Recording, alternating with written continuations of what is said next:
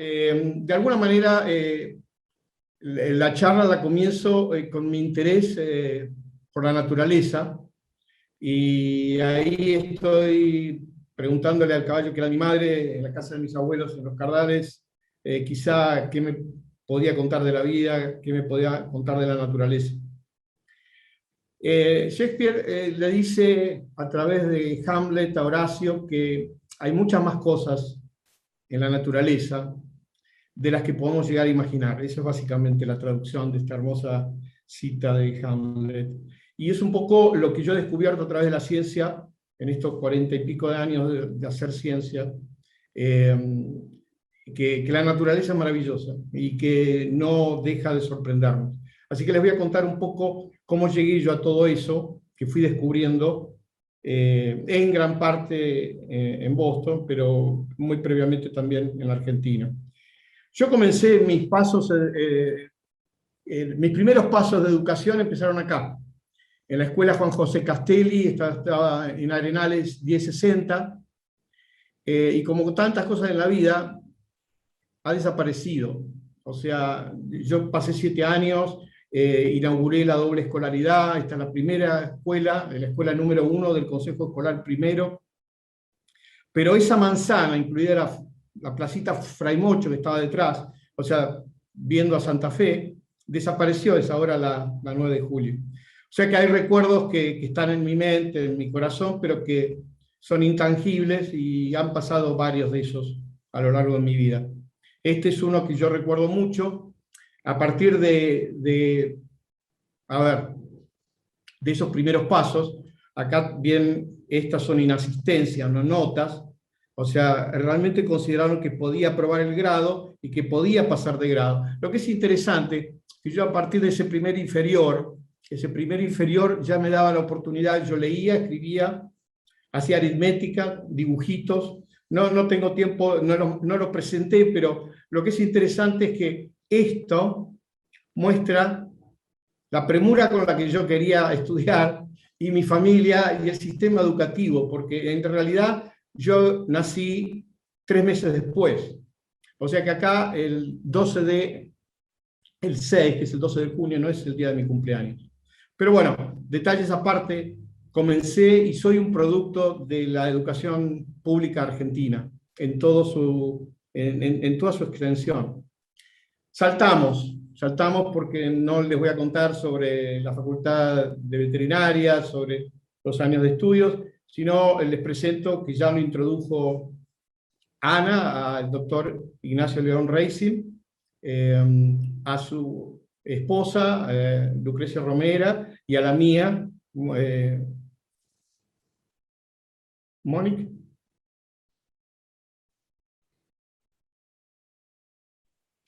Y el trabajo que hicimos con Ignacio fue a través de esta enfermedad que sigue siendo vigente, que es una enfermedad ya de conocimiento bíblico y que está producida por un cestode.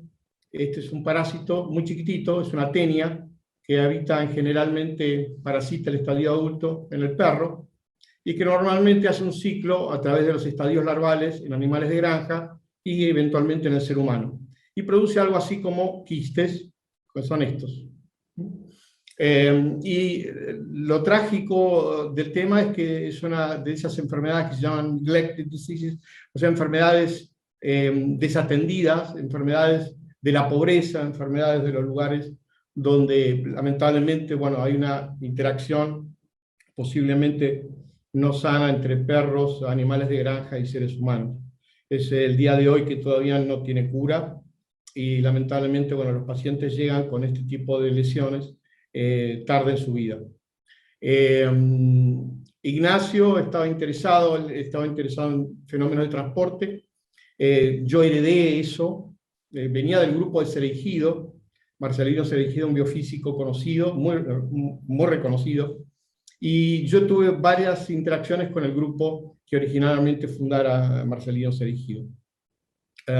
Así que a partir de esta enfermedad, y estos son los escólices que se encuentran en este estadio, en el estadio del quiste, o sea que están acá adentro, se producen la vesiculización y eventualmente la formación de quistes. Entonces, estos escólices empiezan a crecer y eventualmente forman quistes secundarios y se diseminan en el cuerpo del paciente. Nosotros empezamos trabajando en el Departamento de Biofísica de la Fundación CIMAE, o sea, Centro de Investigaciones Médicas Albert Einstein, como dijera Ana, y justamente yo trabajé con dos miembros del que había sido el equipo de Cereigido, porque él originalmente había fundado el Departamento de Biofísica de la Fundación CIMAE, que honestamente no sé si existe todavía.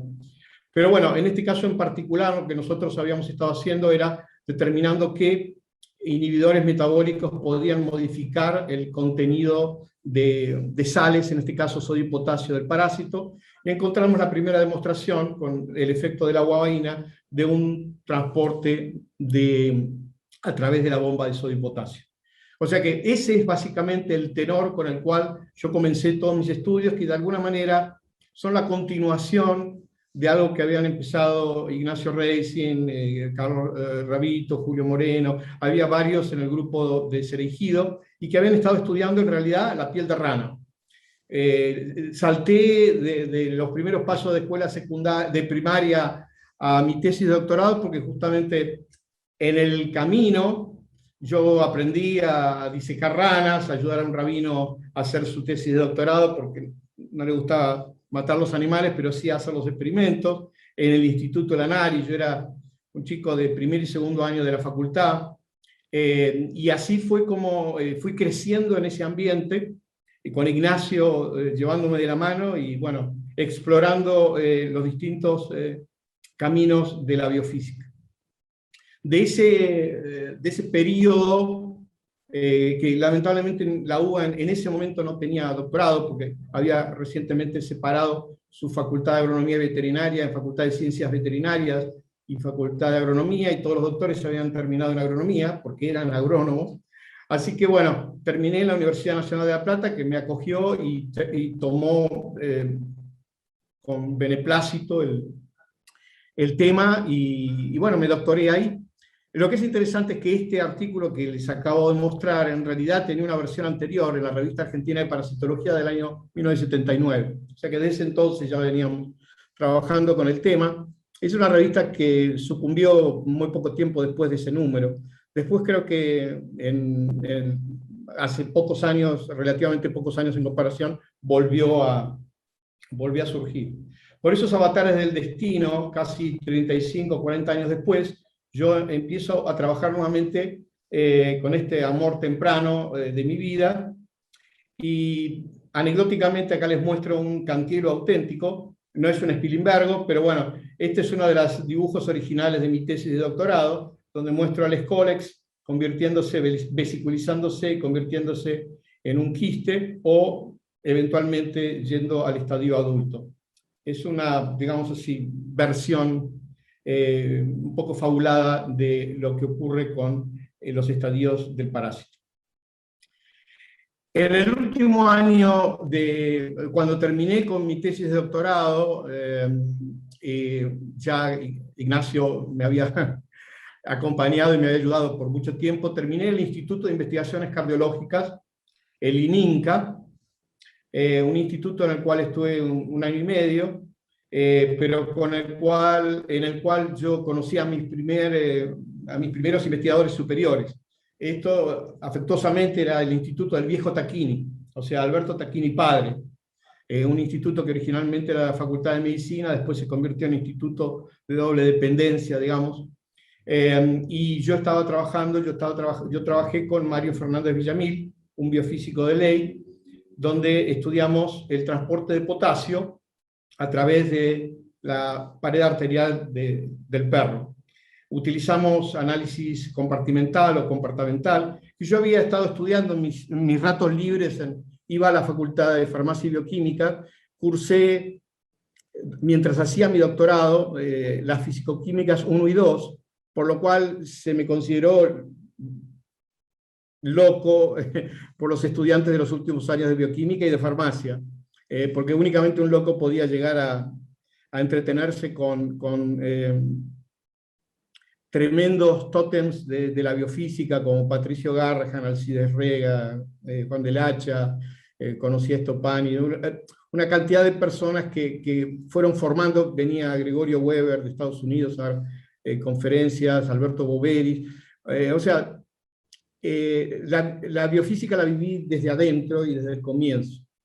Así que bueno, ya ven los contenidos en mis primeros trabajos, el análisis compartimental. En este caso en particular utilizamos excesivamente grandes cantidades de radioisótopos, bromuro, sodio, potasio, algunos son gamma, algunos son betas altamente energéticos. Esto es mucho trabajo, pero bueno, de hecho nos llevó 4 años publicar este trabajo y lo terminó Julito Copelo, que es otro biofísico, fisiólogo que en este momento vive en Estados Unidos.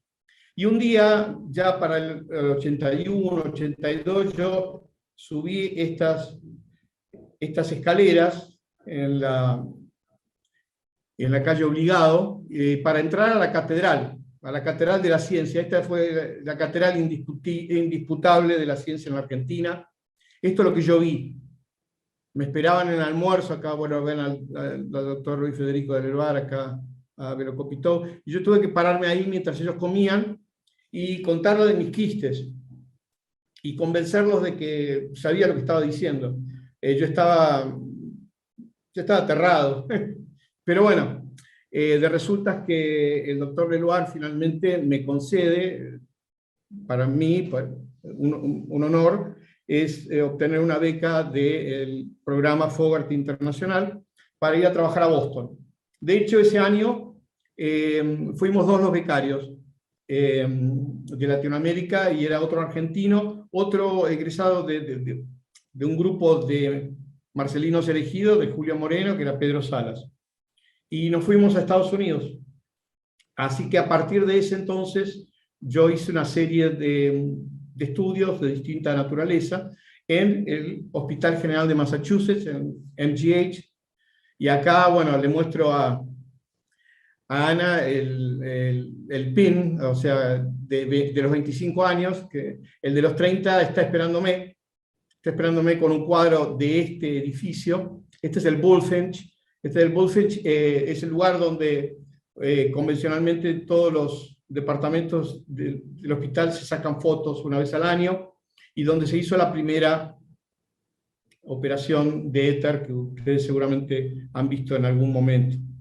Es un lugar al cual yo quiero mucho, es uno de los hospitales más prestigiosos del mundo, y ahí transité por varios lugares y varios departamentos, y a su vez desde becario, pasando por instructor, que es una cosa muy de Harvard, profesor asistente y profesor asociado. O sea que acá tienen 2 versiones, una más insurgente que otra, pero básicamente la misma persona en distintas etapas. El Hospital General de Massachusetts es un hospital escuela de la Universidad de Harvard, en particular de la Facultad de Medicina de Harvard. Muy bien, entonces, estos son los experimentos que nosotros comenzamos a hacer. Fui a trabajar justamente con alguien que había seguido del grupo de Rabito, de Cereijido, que era Carlos Rabito, un mendocino que había estado trabajando también en la Fundación CIMAE, y nos interesaba ya en este caso el movimiento de electrolitos.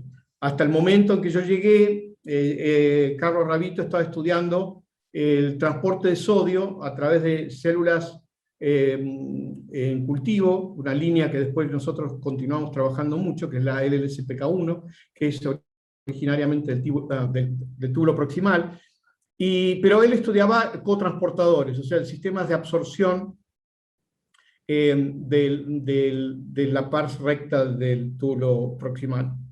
Y lo que estudiaba en general eran sustratos, como glucosa, fosfatos y demás, que estaban acoplados al movimiento de sodio. Pero nunca se habían podido estudiar los movimientos de los iones en sí mismos.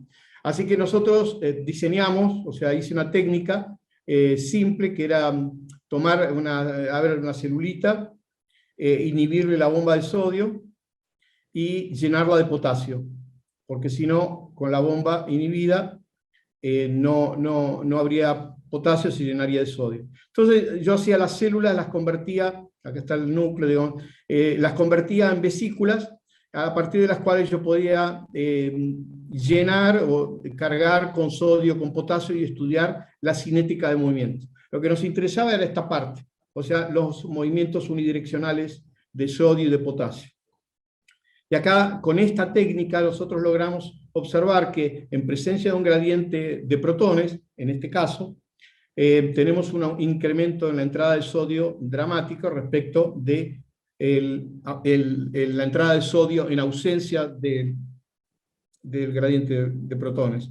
Esto está asociado, como vemos acá, al efecto de la amiloride, que es un diurético que inhibe este transportador. Esta fue la primera demostración del contratransportador sodio-protón en un epitelio.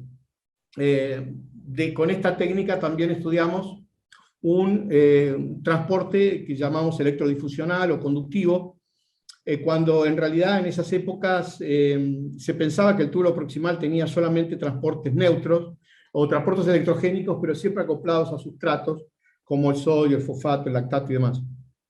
Les comento que durante este periodo ya Carlos Ravito había tomado la posición en el departamento de radiología, o sea que yo me convertí en un becario de medicina nuclear del hospital, no del departamento de medicina, cargo que mantuve por algunos años, pero en realidad volví a trabajar en la unidad renal. El lugar físico siempre era el mismo, y en este caso en particular, utilizando esta misma técnica, lo que observamos es que cuando poníamos el factor natriurético, el factor atrial natriurético, inhibíamos la entrada de sodio. Este es el control y esta es la presencia del ANF. Y fíjense que se inhibe, y este fenómeno está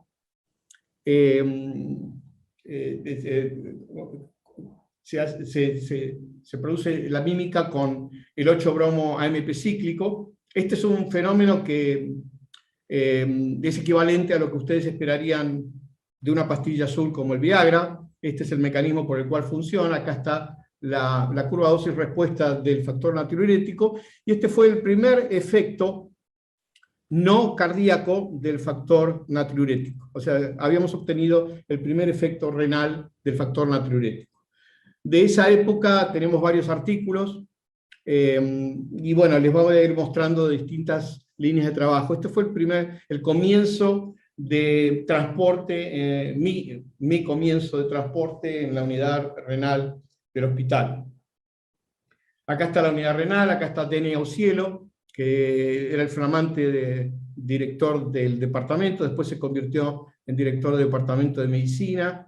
Nancy Huggins, una secretaria, nieta de un premio Nobel, por ahí me encuentran a mí, escondido. Matías Morman, un becario alemán que terminó trabajando conmigo. Pete Coggins, que era el director clínico. Dennis Brown, editor del American Journal of Physiology. Bueno, una cantidad. Joe Von Bentrick, jefe del departamento de nefrología del Brigham después.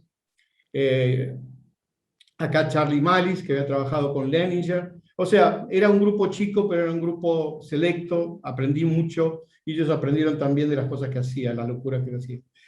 Y llegó la época donde, por casualidad, uno de los residentes del hospital, del Massachusetts General, que estaba haciendo nefrología, venía de Yale, de la Universidad de Yale, había egresado como médico en Yale, y tuvo esas cosas del destino, no sé, tomó una posición como médico en el Beth Israel, que también era un hospital de Harvard, y se había traído un equipo de patch, y decidió regalármelo. O sea, por lo cual creo que voy a estar eternamente agradecido, porque yo iba los fines de semana, sobre todo los domingos, que no había nadie, y practicaba mis primeros parches de membrana. Ustedes la tecnología a lo mejor no sé si la conocen, pero básicamente una pipeta, uno toca una célula y con mucha suerte obtiene un sello acá, y a partir de este sello, los elementos conductivos que permitan movimiento de iones acá se pueden registrar como corrientes eléctricas. En general, cerrado, abierto, se pueden ver los canales. O sea, estos son estructuras unimoleculares.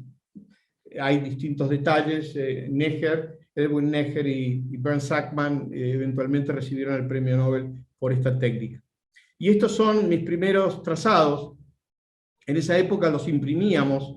Yo tengo registros tipo con electrocardiograma de 30 a 50 metros, porque empapelaba toda la unidad renal, de lo enloquecido que estaba de que pudiera haber obtenido resultados. En esa época estábamos interesados en el efecto de las proteínas G,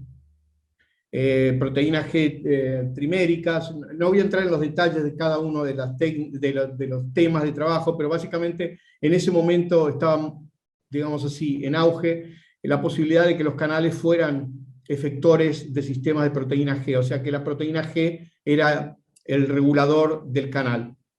Y acá obtuvimos la primera demostración con estos primeros parches que yo había aprendido a hacer, donde el agregado del GTP activaba y el GDP beta S inhibía acá la toxina pertúsica, inhibe la actividad del canal, y el agregado de la alfa 1,3, la alfa I3, perdón, activaba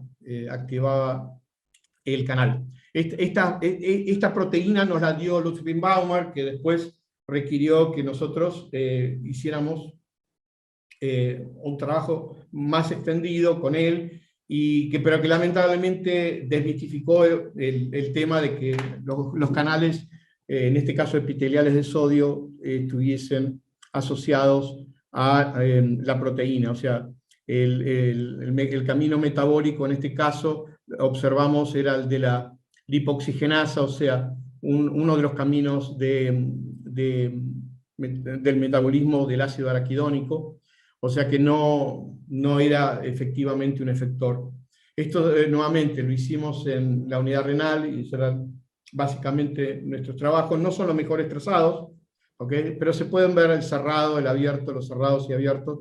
Y nuevamente fue una etapa de entrenamiento, y por el tema en particular fueron muy bien considerados estos artículos. A la misma época, nosotros habíamos estado trabajando, en realidad en Boston habían estado trabajando, se hizo una conferencia sobre qué podía ser el producto del gen que producía la fibrosis quística. Y en ese momento, fines de los 80, se había postulado que el gen producía una proteína que se llegó a llamar Cystic Fibrosis Transmembrane Conductance, que le falta en el nombre, después se la sacaron, regulator. O sea, un regulador de transporte de la fibrosis quística, pero que lamentablemente no era un típico canal, sino que estaba más asociado a los transportadores ABC. Los transportadores ABC tienen una topología digamos así, por duplicación génica, tienen varios pases transmembranales y dos sitios de acoplamiento al ATP. El CFTR es idéntico a esta proteína es la peglicoproteína, o PGP-170, que ustedes a lo mejor la conocen como MDR1, y es el producto del gen que produce la drogoresistencia. Eran muy similares las dos proteínas, y se pensó que en realidad era un receptor y no un canal. En ese entonces, el grupo de Harvard, del Departamento de Bioquímica, Guido Guidotti y Ted Abraham, vinieron y se interesaron por un fenómeno que ellos encontraban en las células cancerosas que expresaban MDR, o sea, PGP, y que era la liberación de ATP. O sea, acá tienen células que no tienen PGP 170, o sea, MDR1, y acá las que lo tienen. Y acá tenemos distintas líneas celulares que tienen distintos contenidos de la peglicoproteína. Y a mí se me ocurrió que podíamos utilizar la técnica de patch clamp, porque el ATP es un anión. Para hacer la historia corta, observamos los primeros canales de ATP en el mundo, digamos. No, no se concebía hasta ese momento que hubiera canales que no tuvieran movimiento de iones inorgánicos, excepto sodio, calcio, sodio, potasio, cloruro. Así que este fue un canal y que evidentemente nos permitió explorar, en este caso en particular podíamos ver el movimiento ATP, pero no el de cloruro. Y eventualmente lo confirmamos en otros modelos, como en este caso pegglicoproteína de drosófila, lo hicimos con esquistosoma, aunque no lo publicamos. Esto estaba a cargo de una doctoranda, Irene Bosch, de Venezuela, que estaba en la Escuela de Salud Pública de Harvard. Lo que es interesante, que en ese momento, y como dijera Ana, Ignacio venía, quiso aprender a hacer PatchClamp, practicábamos y demás, y probamos con células expresando CFTR. O sea, como les dijera, el CFTR y la pegglicoproteína eran similares, y por ende se podía ver la posibilidad de que hubiera movimiento iónico. Se había postulado que el CFTR tenía que ser un canal de cloruro, y efectivamente es un canal de cloruro porque mueve cloruro, pero en este caso en particular no es espontáneo, como en el caso del MDR, sino que es activado por el camino metabólico del AMP cíclico. En este caso en particular, el efector del camino metabólico del AMP cíclico es la proteína quinasa A. Entonces, si tomamos un parche donde sacamos el pedacito de membrana y tenemos acceso al interior de la célula, ponemos pKa y vemos que efectivamente se activa un canal, que era un canal chico. Ahí está la conductancia, o sea, corriente sobre voltaje. Acá tienen, digamos así, la conductancia del canal. Y esta es la corriente en toda la célula. Fíjense el dramático incremento de la conductancia cuando le ponemos AMP cíclico. Pero lo que es interesante es que este movimiento es de ATP. O sea que nosotros, así como podemos ver las corrientes de cloruro, pudimos ver las corrientes de ATP. Acá ven los canales únicos de ATP producidos por el CFTR. Desde ya que esto causó mucha sorpresa, no necesariamente buena, nos llevó varios años. Este es un artículo que fuera recibido, revisado y eventualmente destruido en la revista Science, y nosotros sabemos quién fue el revisor porque era amigo de Ignacio. Así que lamentablemente, bueno, esto terminó en el American Journal of Physiology, pero lo probamos con la proteína pura. O sea que efectivamente, acá ustedes ven corrientes de ATP. Así que bueno, este es un tema muy interesante, un tema que da mucho porque permite estudiar algunos de los fenómenos metabólicos de los receptores purinérgicos en el corazón y demás.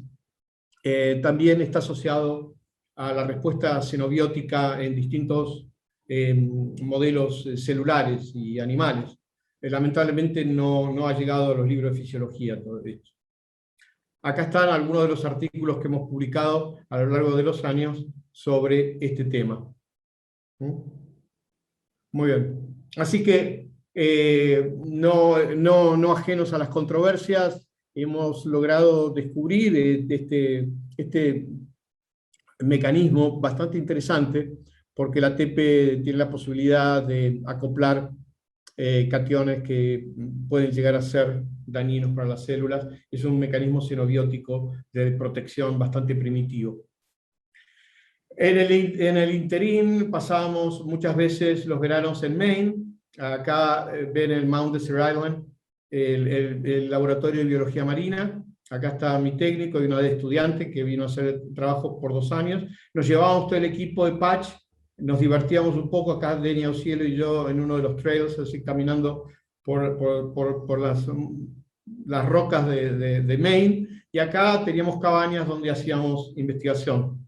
Y en este contexto obtuvimos la demostración de un transporte de ATP AMP cíclico activable en las células de la glándula rectal del escualo, del tiburón, Squalus acanthias, que básicamente es uno de los modelos que más se ha utilizado para entender la función renal.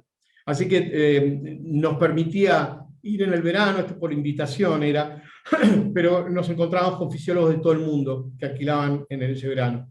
Acá lo ven a Lucas, nuestro hijo, con un mes menos 15 días, o sea, esto tiene muy corta edad, y acá estamos en la cabaña ya listos para trabajar en investigación. Acá Lucas un poquitito ya más grande, en nuestra cabaña de Rowley, Massachusetts. Del tema ATP, les puedo concluir con dos cosas que son interesantes, que deberían ser más exploradas. Una es que en los pacientes fibróticos la cantidad de ATP circulante es mayor. Y esto sería una paradoja si pensamos que el CFTR es un canal de ATP, pero no tengo tiempo de mostrarles cómo hay una teoría que, bueno, de hecho ya está postulada y presentada y aprobada, que se llama la teoría del yin-yang, entre la cantidad de P-glicoproteína y la cantidad de CFTR que se presenta en las células. Y o sea que, lamentablemente, cuando no existe el CFTR funcional, las células empiezan a expresar más MDR y liberan ATP a la circulación sanguínea. Para este estudio no sacamos sangre muchas veces en toda la unidad renal.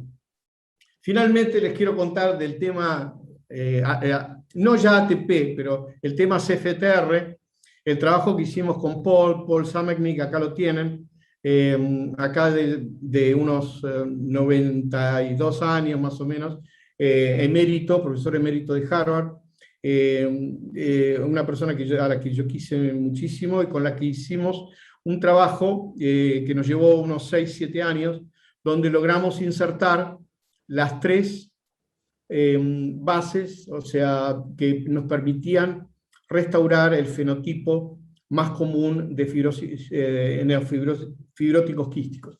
La fibrosis quística, en el 70% de los casos, es una deleción de la fenilalanina, TTT, en la posición 508, y logramos construir unos ARN mensajeros dobles, uno de los cuales tenía ausente la secuencia, en el otro tenía presente la secuencia que nosotros queríamos, y logramos restaurar la función en células que expresaban el CFTR mutado. Para hacer la historia corta, obtuvimos una patente de esto, de hecho nos llevó bastante tiempo obtenerla, y es un antecedente de las patentes que circulan sobre modificaciones a través de RNA mensajero, de restauraciones fenotípicas. Lo interesante de esta, a diferencia de muchas otras, es que nosotros logramos un gain of function, o sea que obtuvimos una función a partir de esto, y no una inhibición de la función. O sea que logramos establecer algo que antes no existía. Muy bien, vamos a dejar el CFTR extemporáneo completamente. Mi madre, mi hermano y yo. Esta es una foto única. Es una foto de un evento familiar, también único. Estamos en Madrid. Y bueno, algún día quizá la reproduciremos. En el interín, Ignacio estaba trabajando muy interesado por el tema de los epitelios incisiales con los canales en movimiento de transporte a través de la placenta humana. Cuando no teníamos escólices, él había seguido trabajando con epitelios que tuvieran formato de sincicio, o sea que no tenían solución de continuidad entre células y formaban una capa continua, como en el caso del sincicio trofoblasto humano. Entonces, en este caso en particular, lo que él estaba interesado en saber es cuáles eran los canales que producían este movimiento. En el interín, en la unidad renal, nosotros estábamos trabajando con cómo funcionaba otra enfermedad quística, que es la poliquistosis renal autosómica dominante, a la cual están asociados 2 genes, y los productos de los genes son policistinas 1 y policistina 2. La historia de policistina 2 es de un canal O al menos tenía el formato de los seis pases transmembranales, y eventualmente nosotros descubrimos que esta policistina 2 era un canal efectivamente, lo cual hicimos en placenta humana. O sea que el modelo que Ignacio estaba utilizando, lamentablemente no llegó a ver esto, falleció antes de que pudiera saber que efectivamente habíamos descubierto que el canal que había estado observando tantos años acá está marcado, es la policistina 2 en el sitio trofoblasto de la placenta a término, la placenta humana a término. Acá está el RBCR, Western Blot. O sea, a partir de eso nosotros iniciamos una serie de estudios sobre la policistina 2, observamos que efectivamente era un tetrámero, o sea que para construir un canal se requerían 4 de estos monómeros, cada uno con este formato, y eventualmente acá ustedes pueden ver ya canales un poquitito más serios que los que mostré antes, con los distintos subestados, y los saltos de un estado al otro, donde cada uno de los monómeros hace una contribución a la conductancia. En un camino lateral utilizamos tanto el microscopio de fuerza atómica como electrofisiología para estudiar otro miembro de la misma familia, en este caso un primo hermano de la policistina 2, que es la mucolipina 1, que está expresado en las membranas lisosomales y produce una enfermedad rara, que es la mucolipidosis de tipo 4. Así que tenemos bastante experiencia con los canales de la familia TRPs y, bueno, publicamos bastante en el tema. Regulación y biofísica no entraría no hay tiempo para hablar de todo, porque la pasión de nuestro laboratorio ha sido y sigue siendo el citoesqueleto. El citoesqueleto ha sido una estructura que se establece como un controlador de la función celular a partir del establecimiento de andamios que permiten a la célula poner sus receptores, sus canales, sus bombas en distintos lugares. O sea, cuando la célula se mueve, el citoesqueleto va de gel acá, por ejemplo, de haces a estructuras no polimerizadas y viceversa. Nosotros ya hemos estado trabajando mucho con esto en distintos ángulos, y bueno, mucho de lo que les voy a contar a partir de ahora tiene básicamente que ver con el citoesqueleto. Como les dijera, lo que estaba considerado como la función esencial del citoesqueleto a nivel de membrana era la ubicación de canales y receptores en la membrana celular. Pero lo que nosotros descubrimos es que cuando tomamos esa misma interacción, acá ven la colocalización del canal de sodio con la actina, vemos que cualquier ruptura del citoesqueleto de actina producía una activación de los canales de sodio. Acá lo tienen directamente, utilizamos citocalacina D, que rompe los filamentos de actina, activamos el canal, pero podemos simplemente hacer una excisión del parche y podemos agregar actina y ATP y ver cómo los canales se activan. Esto nos llevó a otra controversia, a otra historia, porque el grupo de Fred Sachs, que publicó más o menos en la misma época, un poquito antes, ellos postulaban que lo que producía la ruptura del citoesqueleto era una expansión de la membrana celular. En otras palabras, el citoesqueleto mantenía retenida la membrana celular. Cuando se rompía eso, la membrana celular se extendía y entonces los canales se activaban. Lo cual no es exento es una buena hipótesis, pero lo que nosotros demostramos es que efectivamente este y muchos otros canales están directamente acoplados a la dinámica del citoesqueleto. Lo pusimos comprobar en este otro trabajo que hicimos con el grupo de hematología, oncología del hospital, donde tomamos células que tenían o que no tenían, estas son células de melanoma, y la invasividad de estas células son melanoma humano. Si tienen ABP 280, que en realidad es una isoforma de la filamina, es una proteína que gelifica la actina, si tenían las células podían controlar su volumen anisosmótico si le poníamos un poco de una solución hipotónica. O sea que el control del volumen celular se puede hacer cuando el citoesqueleto está normal, y cuando no está normal no hay una regulación de volumen. Por lo que entonces empezamos a estudiar y efectivamente comprobamos que tenemos estos canales, están activados por digamos así, el complejo filamina-actina. Entonces tenemos que efectivamente la actina está ayudando a los canales a tener una ubicación en la célula, pero a su vez les está diciendo qué hacer cuando hay un fenómeno, como en este caso la readaptación al volumen celular, que pueden ver acá, las células que no tienen ABP y las que tienen ABP funcionante. Esto lo hemos extendido a otros. Acá tienen, por ejemplo, la activación de canales de tipo L, que son canales de calcio.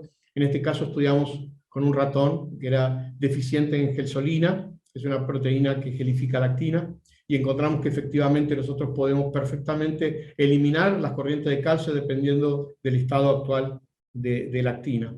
También lo observamos con la policistina 2 en varios modelos celulares, incluido la placenta humana, donde la ruptura de los filamentos de actina activa el canal.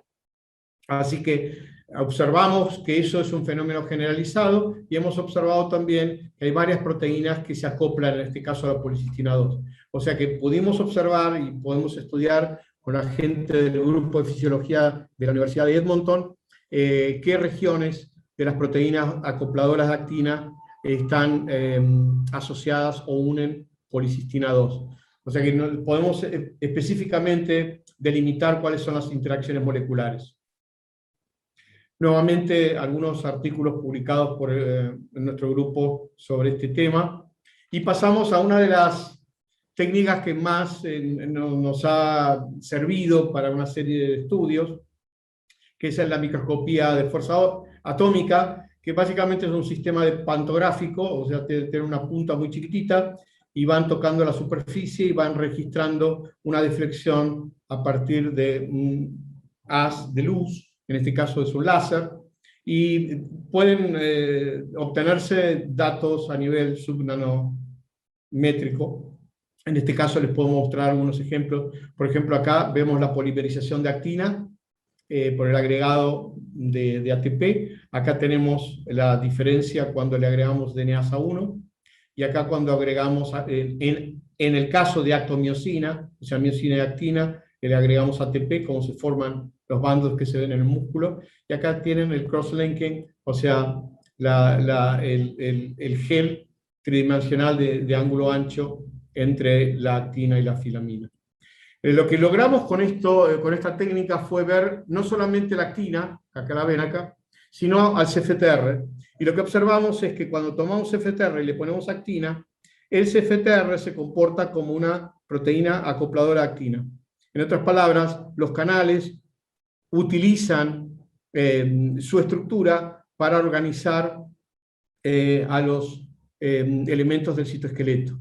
Esto lo hicimos, entre otras cosas, con Bernie Chazen, que falleció también, profesor de física de Boston University, Marcelo Caratino, doctorando, que hizo su doctorado conmigo, después se fue a Estados Unidos, ahora está de profesor en Pittsburgh.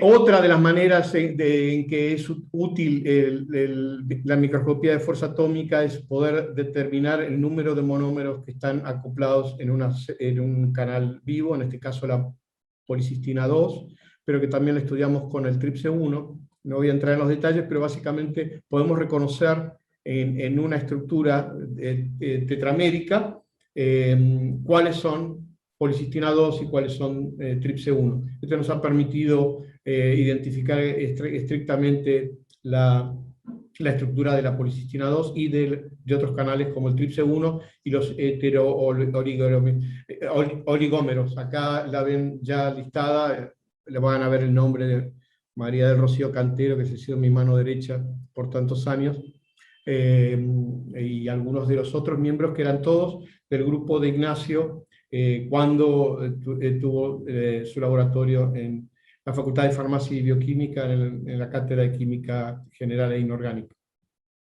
Finalmente, hace no tanto tiempo, esto es del año 2018-2019, nos llevó unos 10 años publicar esto, logramos establecer un sistema de reconstitución de canales en una base de microfuerza atómica donde podemos ver los canales y podemos reconstituir la actividad del canal en el mismo, o sea que podemos estudiar la topología y podemos estudiar la función. Espero que en algún momento, cuando recuperemos la actividad de este aparatito en Santiago del Estero, podamos reiniciar algunos de estos estudios. Una de las características más importantes del tema citoesqueleto fue que, considerando la enfermedad poliquística autosómica dominante, se estableció que en realidad las células quísticas tenían modificado su cilio primario. Y descubrimos que la mayoría de los fisiólogos no sabíamos que era un cilio primario. Las células lo tienen, pero no sabíamos para qué funcionaba. Y es todavía un poco una incógnita, aunque ya el consenso es que son organelas sensoriales. Están en neuronas, están en una cantidad de células, y tienen una estructura muy particular, que es un axonema, que son microtúbulos, y tienen canales, y en este caso pueden tener canales como la policistina 1, la policistina 2 y demás. Están acoplados directamente al sistema de reproducción celular. La pregunta es, ¿cómo hacen las señales para llegar al cilio primario de una célula epitelial y mandar señales? Y esto es un poco lo que hemos estado estudiando en los últimos años en el laboratorio. Acá tienen la policistina 2 en un parche de membrana que hicimos in situ en células a las cuales se le había expresado una proteína que nos permitía ver al cilio primario. Estas son células IMCD. Y lo que hicimos en realidad fue algo más sencillo: tomar células epiteliales, romperlas, sacar los cilios primarios y obtener parches, o directamente acá, parches de membrana con la punta de la pipeta, o reconstitución por el sistema de reconstitución de canales, y observamos varios canales, incluidos la policistina 2 y el alfa-N. O sea que empezamos a utilizar el cilio primario como un sistema efector de canales, y a su vez que tiene microtúbulos adentro, porque el axonema está formado de microtúbulos, y hemos podido determinar que efectivamente los microtúbulos que están acoplados, bueno, a la producción son GTPasas, los microtúbulos, o el agregado de tubulina, efectivamente son capaces de activar canales en el cilio primario de las células. Esto ya lo extendimos también a otros modelos, y pudimos observar que efectivamente los canales pueden ser regulados por microtúbulos también. La interacción podría no ser directa, podría tener miembros de la familia de la quinesina, pero efectivamente hay un acoplamiento, así como vimos el acoplamiento de actina con el CFTR. Ahora tenemos, en este caso, el acoplamiento de la PC2 con los microtúbulos a través de la KIF32, que es uno de los miembros de la quinesina. Esto lo hicimos también con el grupo de fisiología de la Universidad de Edmonton. Finalmente, lo que observamos, que fue para nuestra sorpresa, es un receptor de vasopresina en el cilio primario. El receptor de vasopresina, en realidad, se espera que esté en la cara vasolateral de las células epiteliales, pero en este caso en particular pudimos observar que efectivamente las células lo expresan en el cilio primario. Este es muy interesante porque la vasopresina, el tipo 2 del receptor, en este caso, está acoplado a la adenilciclasa y a la producción de AMP cíclico. Así que el cilio primario ha sido y es todavía un elemento que estudiamos mucho, porque tiene los canales de interés, policistina 2, TRPC1, ENaC, tiene microtúbulos y tiene proteínas que están acopladas al movimiento y transferencia de organelas en el cilio. Básicamente lo que seguimos tratando de descubrir efectivamente es cómo una señal activada por un canal o un receptor que activa la entrada de un canal, luego se convierte en una señal que nosotros consideramos es de tipo eléctrico. Hemos estado estudiando por los últimos 5 años esto, y espero que los becarios terminen de escribir algunas de las cosas que estamos estudiando al respecto. Y acá tienen algunos de los estudios que hemos publicado sobre policistina 2 y citoesqueleto como tema más tópico, ¿no? Acá me ven a mí en nuestra casa de Rowley, y acá la imagen de la casa de Rowley desde el establo en pleno invierno. Y uno de los temas con los que querría completar, digamos así, un poco la parte experimental de la charla es que citoesqueleto, de alguna manera, sigue siendo un regulador de canales, pero nosotros pensamos que efectivamente tiene otra función, que es una función más importante que todavía está por ser descubierta. Y básicamente es la siguiente: los filamentos de actina, los microtúbulos y todos son polímeros lineales y que tienen una carga de iones acoplados o asociados a su derredor, se llaman absorbidos, no están unidos, pero forman una nube, y esa nube se convierte de alguna manera, un fenómeno conductor. Lo pueden ver acá, donde en el año 91, 92, bueno, esto creo que está publicado en el 93, tomamos filamentos de actina, los pegamos con miosina acá en la punta de las pipetas, y observamos que si pasamos un pulso cuadrado vemos señales del tipo que se llama solitónicos. O sea que el filamento de actina es capaz de conducir la electricidad. Esa es la conclusión. Es un tema que después nosotros acá tenemos a Eric Lin, que es el coautor del artículo. Eric Lin, un magíster en ingeniería eléctrica del MIT. Acá la tienen Adriana Pratt, que también fue becaria, doctoranda del laboratorio y una persona con la que hicimos muchos de los trabajos de citoesqueleto y canales epiteliales. Hicimos con el grupo de Jack Tuszynski en el departamento de física de la Universidad de Alberta un modelo eléctrico, sabemos que funciona, y es de sumo interés establecer que efectivamente los filamentos de actina, y de hecho el citoesqueleto en general, podría tener capacidades de conducción eléctrica. Eso es un poco el tema que nosotros estamos desarrollando en nuestro laboratorio. Finalmente, otro de los grandes elementos del citoesqueleto es el microtúbulo. O sea que, a diferencia de la actina, es un cilindro, o sea que tiene un lumen. Y la pregunta es si este cilindro también tiene capacidades eléctricas. Bueno, lo hicimos, Avner Priel, un israelí que venía del grupo de Jack Tuszynski, vino al laboratorio, y con Arnold Ramos, un técnico colombiano que tenía en el laboratorio, logramos hacer los primeros experimentos donde, al pasar señales eléctricas, podíamos ver que la señal que recibíamos en una punta era más grande que la que habíamos puesto. En otras palabras, habíamos amplificado la señal. Esto sería la relación 1 a 1 si no hubiera amplificación, y estos todos son las señales obtenidas por distintos experimentos. No voy a entrar mucho en detalle, pero efectivamente los microtúbulos, a diferencia de los filamentos de actina, no producen solitones, pero mueven señales eléctricas de tal manera que amplifican la señal eléctrica. Pudimos calcular que efectivamente, con otra técnica de microscopía de fuerza atómica, que es el potencial de superficie, efectivamente hay una cantidad muy grande de cargas alrededor de estos, y estas cargas son altamente móviles, con lo cual nosotros establecemos una especie como de gatillado de las estructuras del microtúbulo. En este caso en particular, o sea, sobre la superficie del microtúbulo hay nanoporos que actuarían como el gating de un transistor, y efectivamente hemos comprobado que funcionan como transistores. El tema es que no teníamos mediciones de estas señales hasta hace muy poco tiempo. En el interín, viniendo de Estados Unidos, nos ofrecieron el lugar la cátedra de biofísica de odontología. Fuimos en el 2010, hicimos todo esto que ustedes ven acá. Tuvimos 1 año y medio para esperar sacar las cosas del depósito del Tigre. Construimos el laboratorio, nos pusimos a pachear, nos pusimos a hacer microscopía de fuerza atómica, nos pusimos a...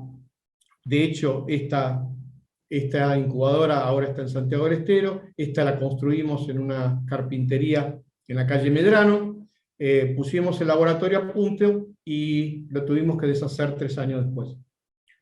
Así que, lamentablemente, una de las pérdidas, como fue la pérdida de la Placita Fray Mocho y la Escuela 1 del 1, en el camino a la ciencia, tuvimos que dejar eventualmente el laboratorio de la Facultad de Odontología, pero ganamos un nuevo territorio a partir de lo que nos consiguió Ana, que fue el laboratorio de Santiago del Estero, donde pudimos hacer este estudio, donde vemos que hay planchas, tomamos el cerebro de animales como el ratón, la rata, la vaca, y vemos que efectivamente tenemos tubulina, y estas planchas tienen la habilidad de pegarse a la punta de una pipeta, mucho mejor que los experimentos que habíamos hecho con Abner Prill años atrás, en el 2006. En el 2016, o sea, una década después, logramos estudiar las oscilaciones que producen los microtúbulos. Estas oscilaciones son altamente constantes, son intrigantes porque las vemos no solamente en esta estructura, sino fíjense, en bandos, o sea, en haces de tubulina, y también en neuronas.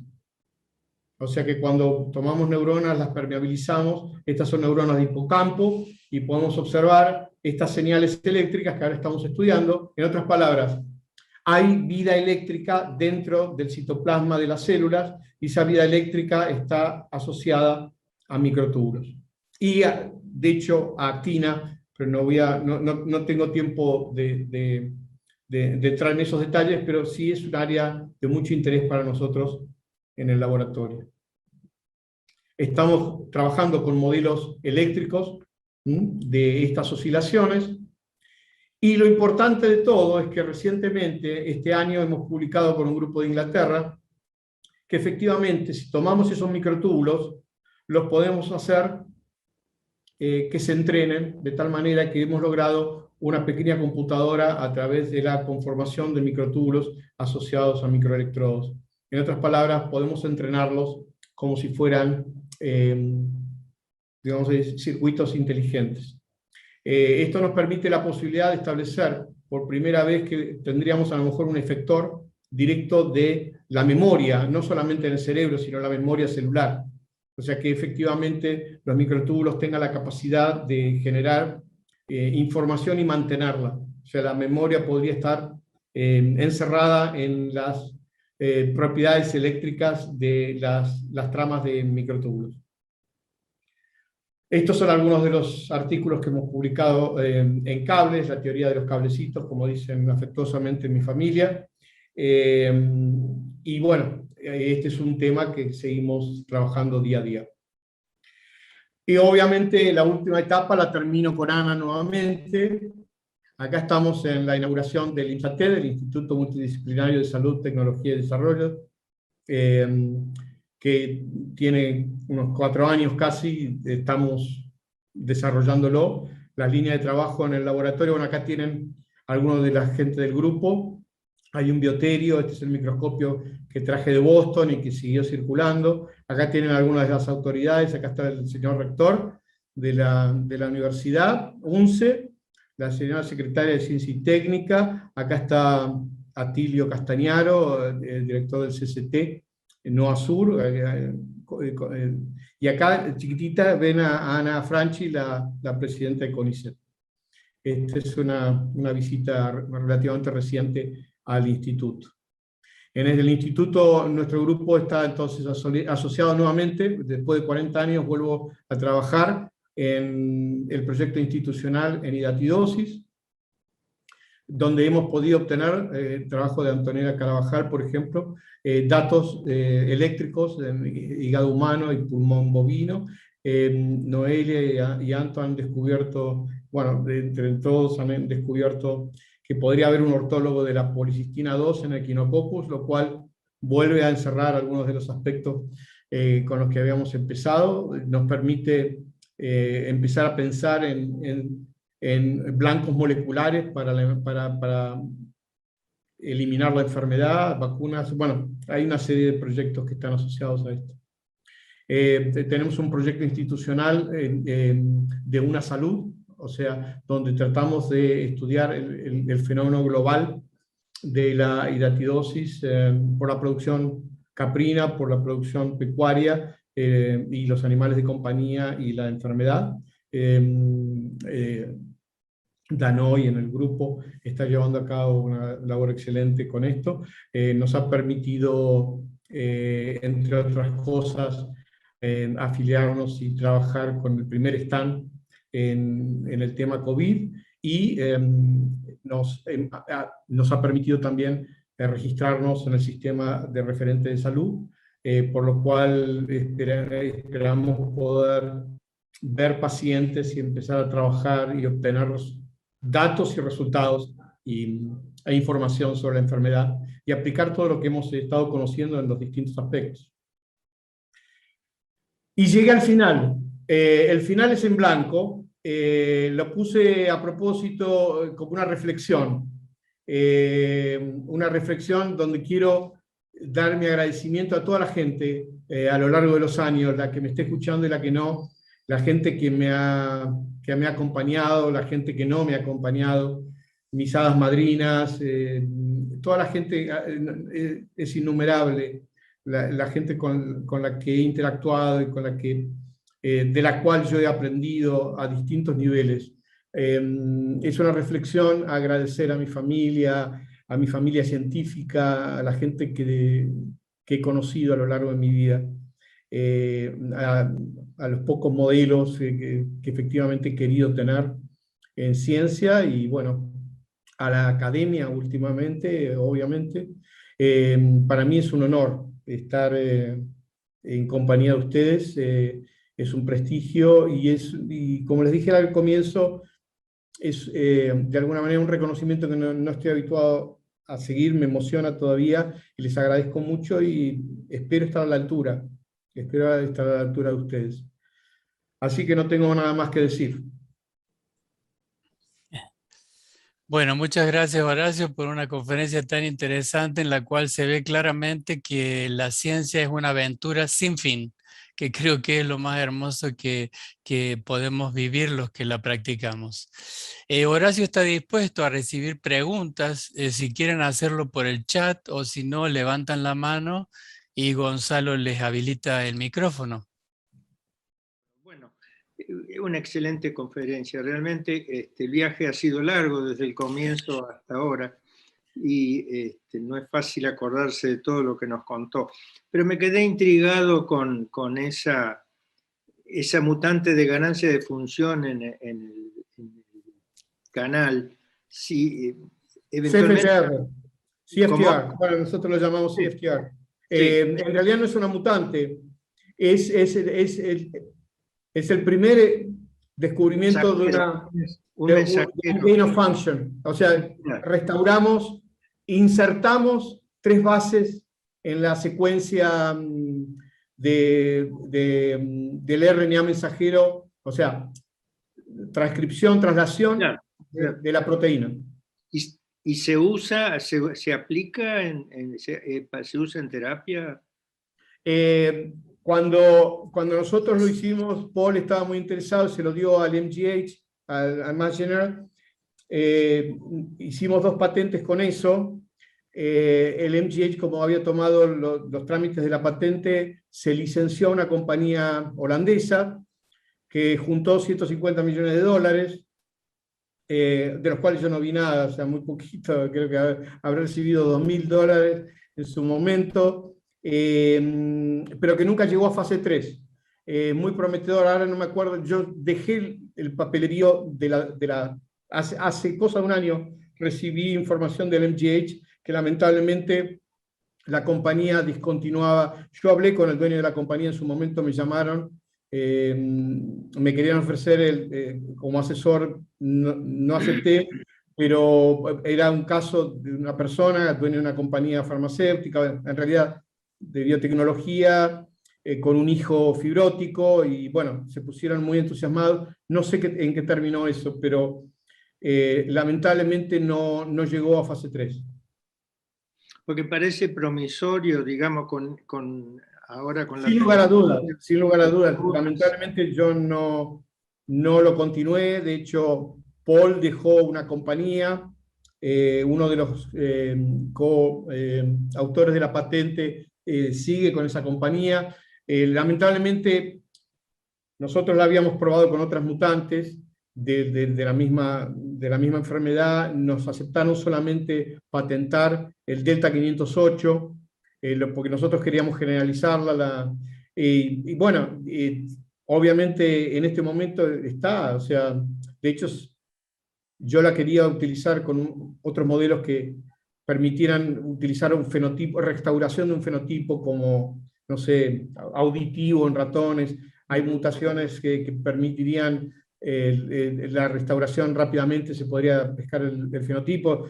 Lamentablemente yo seguí con mis cables y con la policistina 2 y bueno, eso quedó.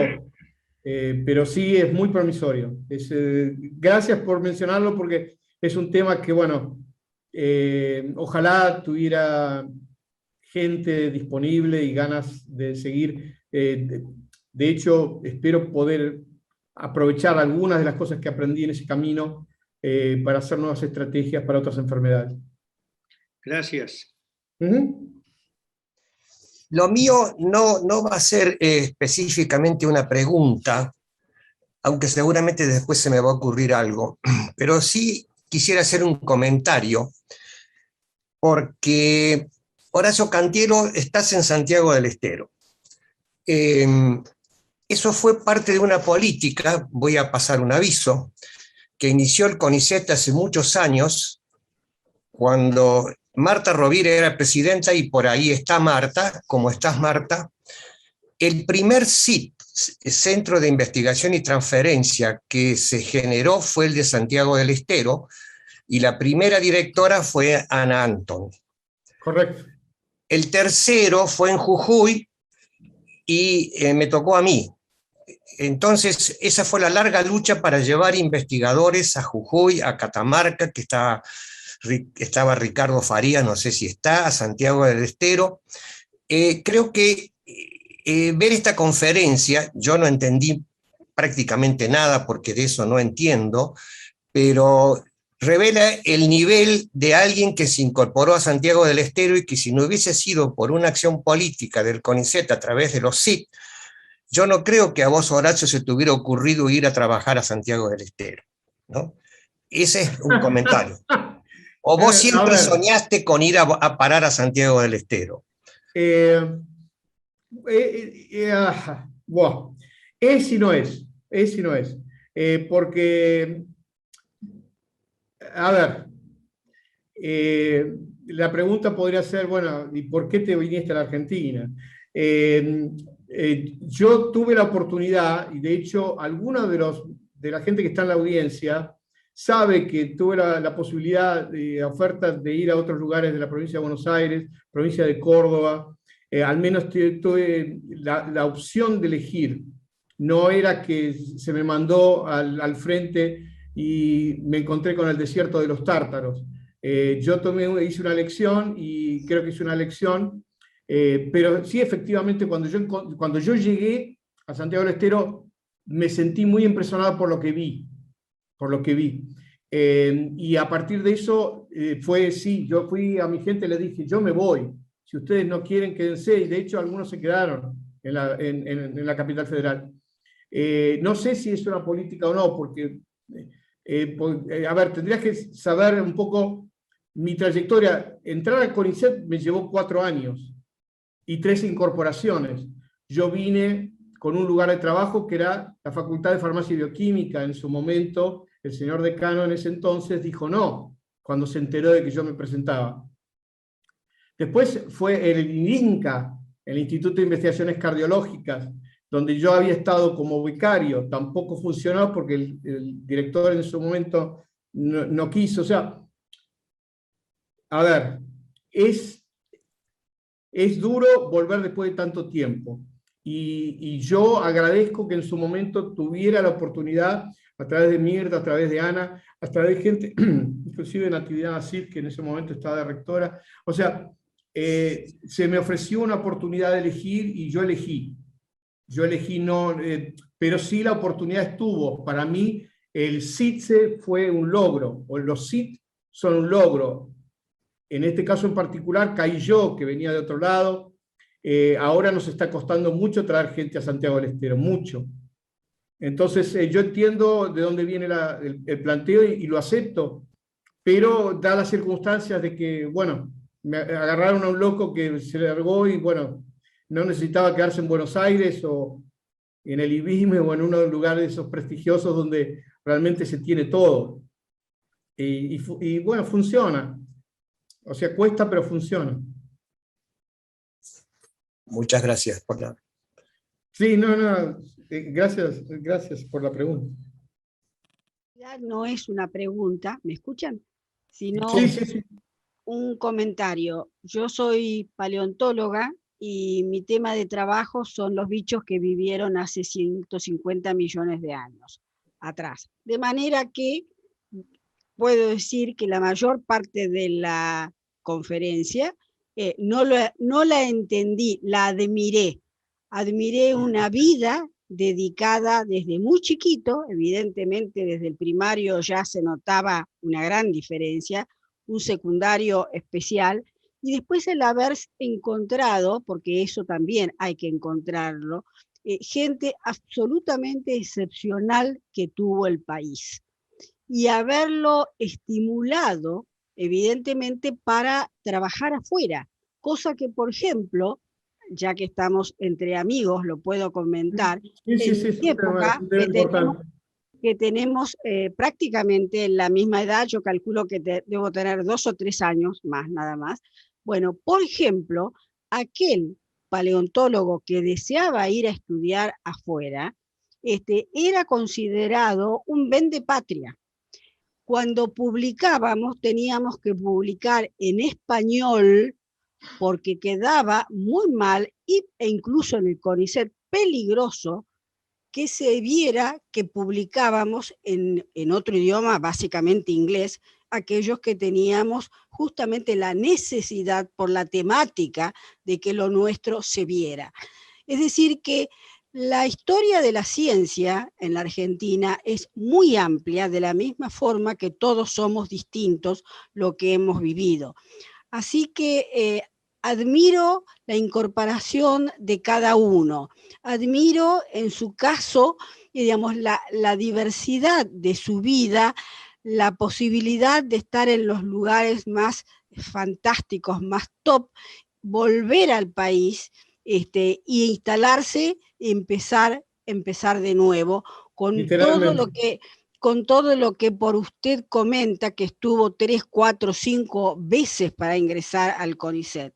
Son momentos terribles, cosas que se dan de una manera, diríamos, perdónenme la palabra, loca. O sea, que mucho hace después para interpretar dónde estamos y cómo estamos. Cosas que jamás tendrían que haber ocurrido con usted ni con otra gente tan valiosa.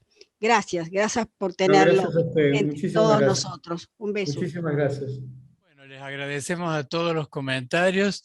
Hago mías las palabras de Zulma Brandoni, que la verdad puso en justa medida lo que sentimos todos los académicos de tenerte entre nosotros, Horacio, y estamos seguros que tu incorporación nos va a aumentar las ganas de hacer ciencia a nosotros y a nuestra sociedad. Y creo que es momento que podamos abrir todos los micrófonos para al menos darle un aplauso entre todos a Horacio, que lo tiene más que merecido.